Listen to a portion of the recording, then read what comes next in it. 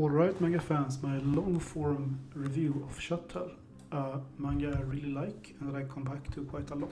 It's really one of my favorite reads. It's a historical manga by Yu Ito, and it's about a boy, Sudo, that meets a mysterious girl after class. They both feel a strange connection to each other. She plays a weird instrument for him, and it brings back memories to his ancestors' past. The protagonist is sent back in time, all the way back to the Mongol invasions, into the body of his ancestor. He soon learns he has to fight to protect the ancestor of what turns out to be his soulmate as well. The manga style was inspired by brushstroke art, and every panel deserves an extra look. The way the characters express themselves with body language, when express love or hate for each other, how they move and grapple in very dynamic fights, it's really well done. The panels really have an amazing flow.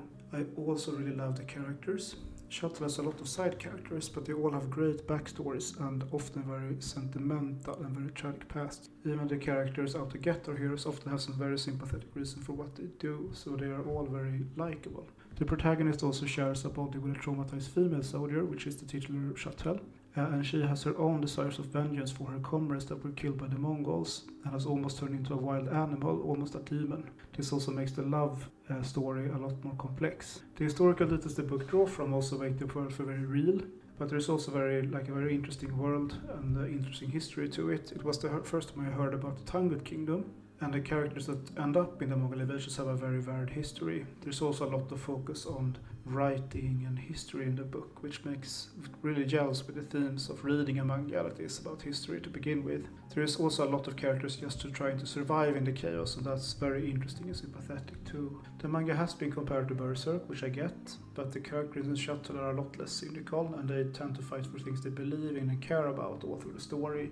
Even if they do horrible things or not, there's usually an emotional reason for why they do it. There is a lot of horrible violence though and brutality in the manga, but overall the characters do this by trying to do the right thing in some way, and a lot of them are also very heroic in their own ways. So in general I felt very uplifted generally from reading the manga, and not a little bit depressed or shocked like you might get from reading a lot of Berserk. Overall I can really recommend this manga, and I hope you give it a shot and hope that you enjoy it.